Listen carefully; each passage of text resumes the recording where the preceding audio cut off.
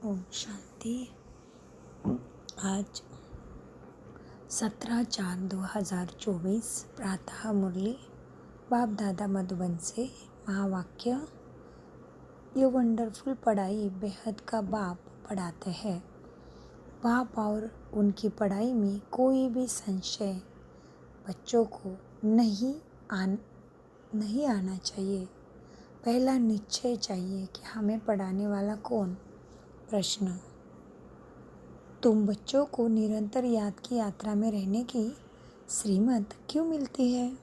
उत्तर: क्योंकि माया दुश्मन अभी भी तुम्हारे पीछे है। जिसने तुमको गिराया है अभी तुम्हारा पीछा नहीं छोड़ेगा। इसलिए गफलत नहीं करना। भले तुम संगम युग पर हो, परंतु आधा कल्प उसके माया के रहे हो ना, इसलिए माया जल्दी नहीं छोड़ेगा। यह याद भूली और माया ने विकर्म कराया। इसीलिए बच्चों को खबरदारी रखना है, आसुरी मत पर नहीं चलना है। ओम शांति। अभी बच्चे भी है, बाबा भी है। बाबा अनेक बच्चों को कहेंगे ओ बेटे, सभी बच्चे फिर कहेंगे ओ बाबा। बच्चे हैं बहुत, तुम समझते हो।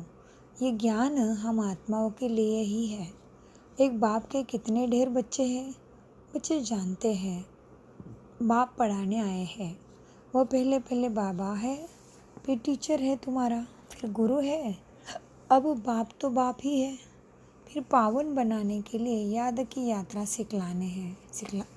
सिखलाते हैं।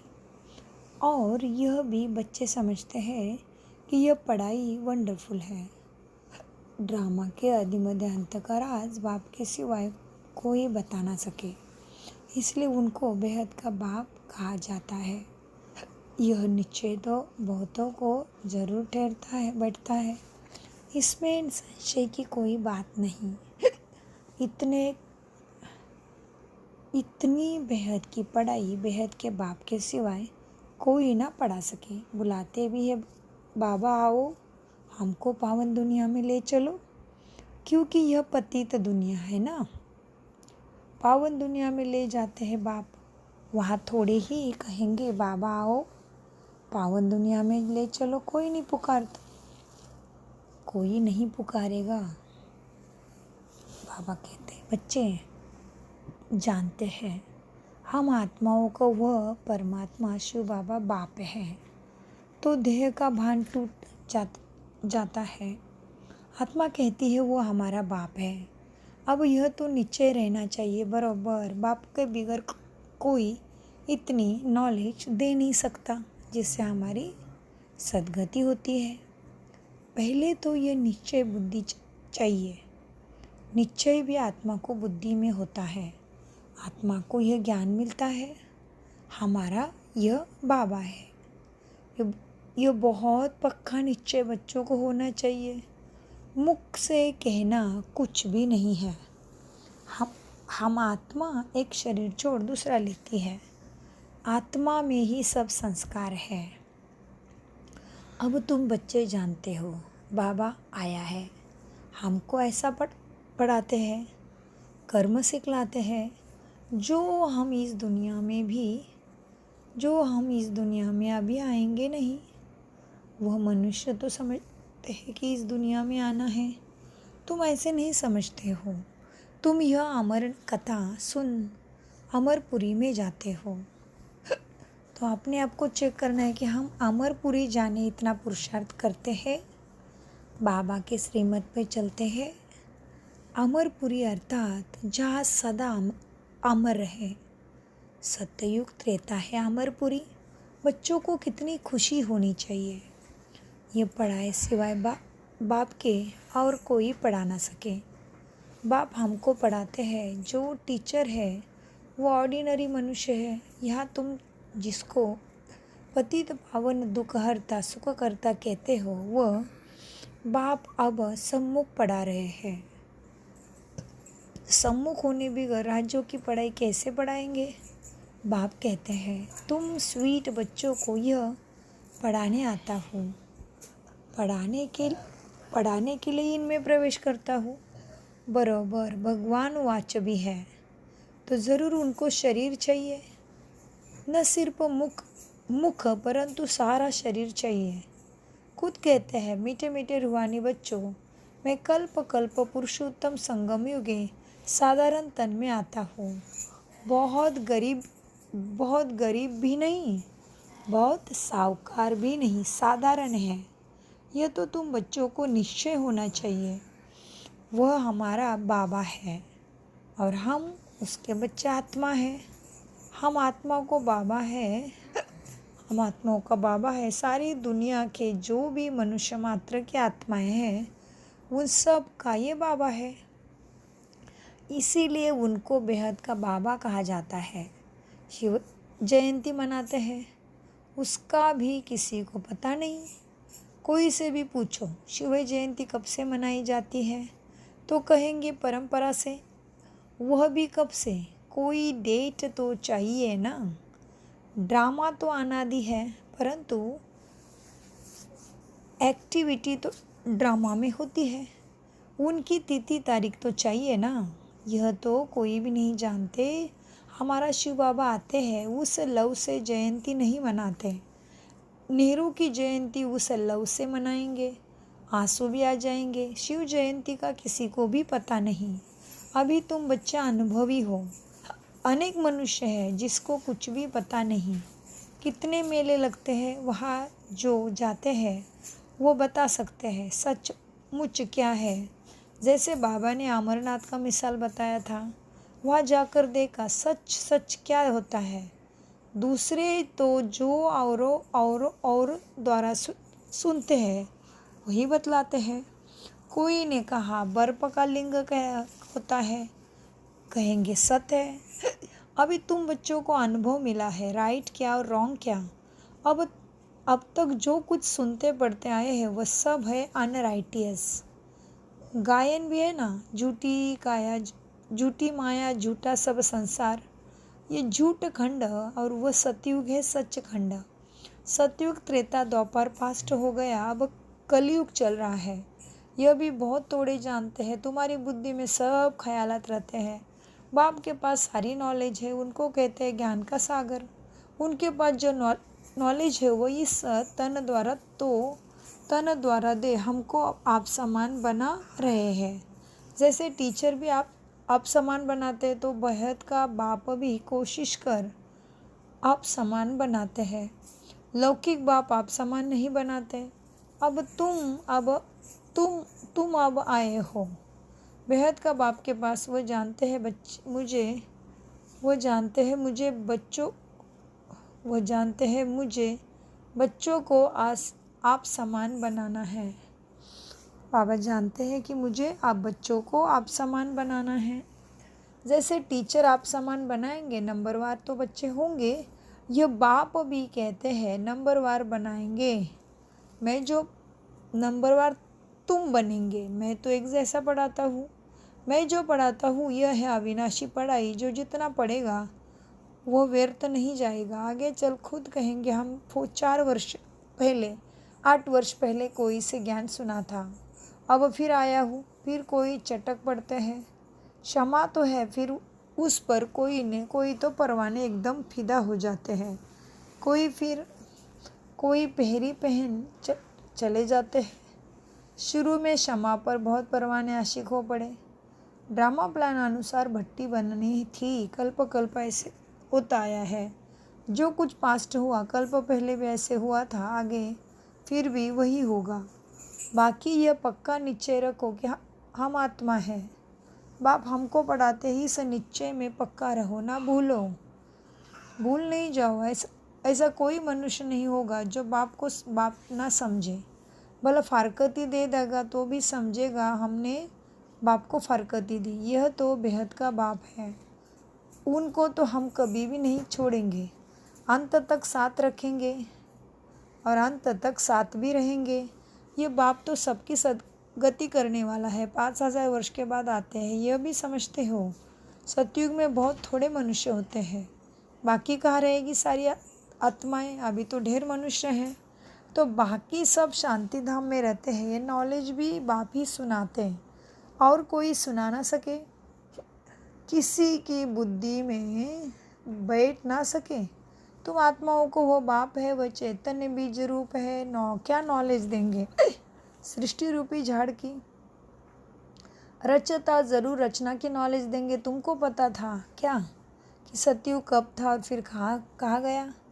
अभी तुम सामने बैठे हो, बाबा बात कर रहे हैं, पक्का निश्चय करते हो। यह हम सभी आत्माओं का बाप है, हमको पढ़ाते हैं। यह कोई जिस्मानी टीचर नहीं, ये शरीर में पढ़ाने वाला वो निराकार शिव बाबा विराजमान है। वो निराकार होते भी ज्ञान का सागर है। मनुष्य तो कह देते उनको कोई आकार नहीं, महिमा तो गाते हैं। ज्ञान का सागर, सुख का सागर भगवान परमात्मा है। महिमा गाएंगे परंतु समझते नहीं। ड्रामा अनुसार बहुत दूर चले गए हैं, बाबा बहुत नज़दीक ले आते हैं। यह तो 5000 वर्ष की बात है। तुम समझते हो हर 5000 वर्ष बाद हमको पढ़ाने बाप आते हैं। ये नॉलेज और कोई से मिल ना सके। ये नॉलेज है ही नई दुनिया के लिए, कोई मनुष्य दे ना सके, क्योंकि तमो प्रधान है। वो किसी को सतो प्रधान बना ना सके, वह तो तमो प्रधान बनते ही जाते हैं। तुम अभी जानते हो, बाबा हमको इनमें प्रवेश कर बताते हैं और फिर बाप कहते हैं बच्चे गफलत नहीं करना, दुश्मन अभी भी तुम्हारे पीछे है। जिसने तुमको गिराया जिसने तुमको गिराया वह तुम्हारे पीछे है, वह अभी तुम्हारा पीछा नहीं छोड़ेंगे। भले तुम संगम युग पर हो, आधा कल्प तुम माया के रहे हो ना, तो वो जल्दी नहीं छोड़ेंगे। खबरदार नहीं रखेंगे, याद नहीं करेंगे तो फिर और ही पाप कर्म विकर्म कर देंगे। फिर कुछ ना कुछ चमाट लगती रहेगी। अभी भी देखो, मनुष्य ने अपने ही आप चमाट मारी है, क्योंकि कह देते हैं शिव शंकर इकट्ठा कह देते हैं। उनका ऑक्यूपेशन क्या है? उनका क्या कितना फर्क है? शिव तो है ऊंचे ते ऊंचे भगवान, शंकर देवता, फिर शिव शंकर इकट्ठे कैसे कह देते हैं? पाठ ही दोनों का अलग अलग है। यहाँ भी बहुत के ऐसे नाम हैं। यहाँ भी क्या है? बहुतों के ऐसे नाम हैं। राधे कृष्ण, लक्ष्मी नारायण, शिव शंकर दोनों नाम स्वयं पर रख दिए हैं। तो बाबा समझते हैं इस समय तक जो बाप ने समझा है वह फिर रिपीट होगा। बाकी थोड़े रोज है, बाप बैठ थोड़ी जाएंगे। बच्चे नंबरवार पढ़कर पूरे कर्मातीत बन जाएंगे। बाप पढ़ा के परमधाम जाता। बाप यहाँ बैठने नहीं आते हैं, नहीं बैठेंगे। ड्रामा अनुसार माला भी बनती जाएगी। कौन सी माला? सब आत्माओं की माला बन जाएगी, तब वो फिर वापस जाएंगे। माला नंबरवार, क्या कहते बाबा? माला नंबरवार तो तुम्हारी है, शिव बाबा की माला तो बड़ी लंबी है।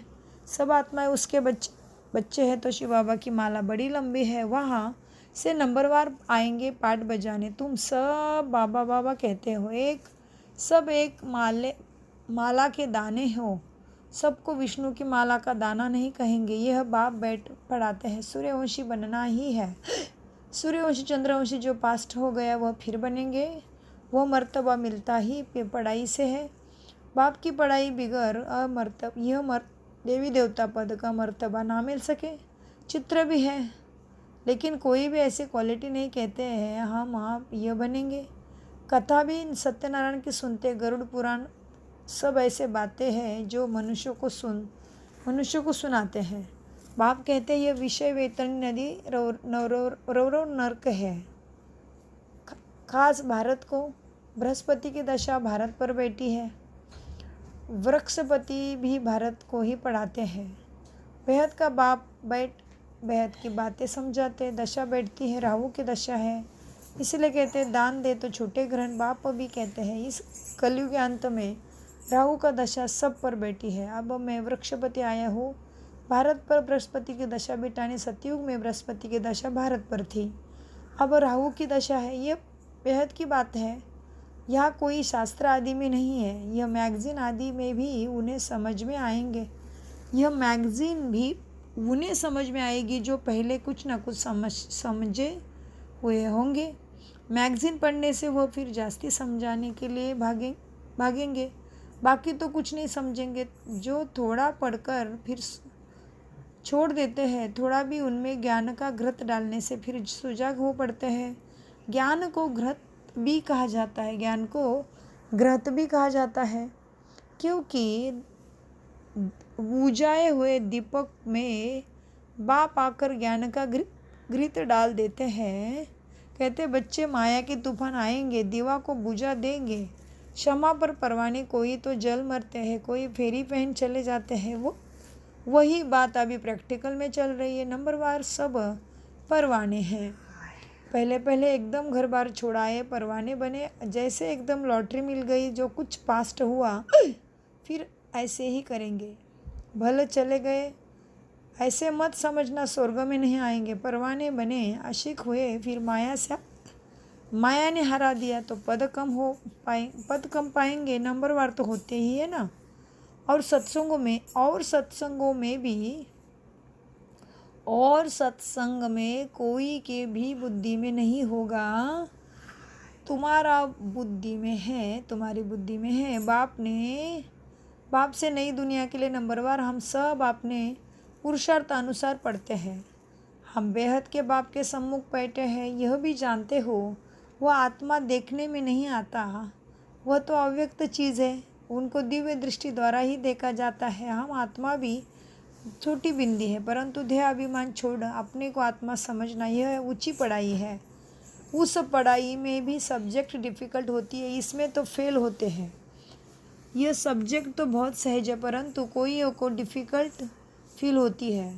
अब तुम समझते हो शिव बाबा सामने बैठे हैं, तुम भी निराकार आत्माएं हो, परंतु शरीर के साथ हो। ये सब बातें बेहद का बाप ही सुनाते हैं, और कोई सुना ना सके फिर क्या करेंगे? उनको थैंक्स देंगे? नहीं, बाबा कहते हैं यह अनादि ड्रामा बना हुआ है, मैं कोई नई बात नहीं करता हूँ, ड्रामा अनुसार तुमको पढ़ाता हूँ। थैंक्स तो भक्ति मार्ग में देते हैं। टीचर कहेंगे स्टूडेंट अच्छी रीति पढ़ते हैं तो हमारा नाम भला होगा, स्टूडेंट्स को थैंक्स दी जाती है।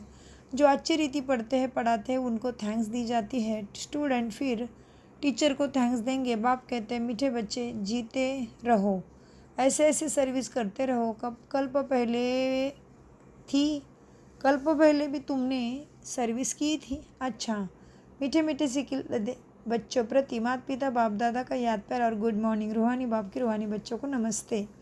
हम रूहानी बच्चों की रूहानी बाप दादा को याद प्यार गुड मॉर्निंग नमस्ते। प्यारे बाबा नमस्ते। धारणा के लिए मुख्य सार है सदा नशा और निश्चय रहे कि हमें पढ़ाने वाला कोई जिस्मानी टीचर नहीं, स्वयं ज्ञान का सागर निराकार बाप टीचर बन हमें पढ़ा रहे हैं। इस पढ़ाई से ही हमें सतप्रधान बनना है। नंबर 2, आत्मा रूपी दीपक में रोज ज्ञान का घृत डालना है। ज्ञान घृत से सदा ऐसे प्रज्वलित रहना है जो माया का कोई भी तूफान हिला ना सके। पूरा परवाना बन क्षमा पर फिदा होना है। वरदान, सदा एक बाप के स्नेह में समाये हुए सहज योगी आत्मा भव। विस्तार है वरदान का।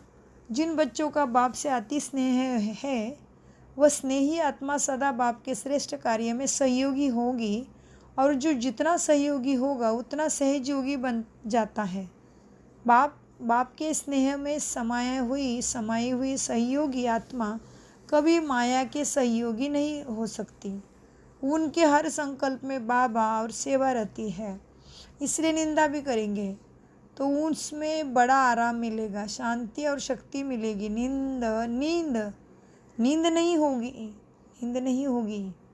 जैसे कमाई करके खुशी में लेटे हैं ना, ऐसा इतना परिवर्तन हो जाता है।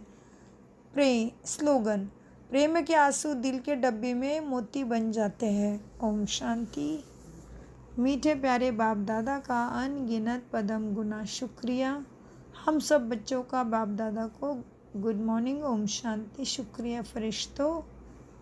मीठे बाबा, प्यारे बाबा, मेरे बाबा। ओम शांति, ओम शांति, ओम शांति।